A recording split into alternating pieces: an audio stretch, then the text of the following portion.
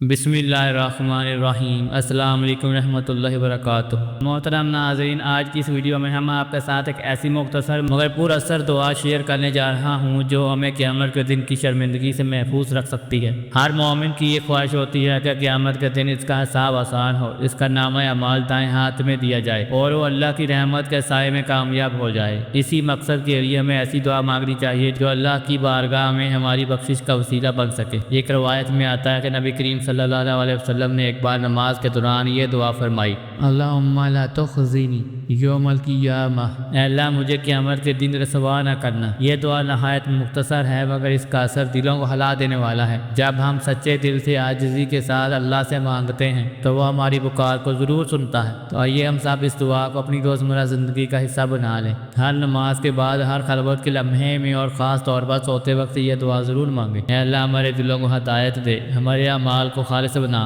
اور قیامت کے دن ہمیں اپنی رحمت کے سائے میں جگہ عطا فرما، آمین۔ اگر آپ کو یہ ویڈیو فائدہ مند لگی ہو تو اسے ضرور دوسروں تک پہنچائیں تاکہ سب اس دعا سے فائدہ اٹھا سکیں۔ جزاکم اللہ خیر۔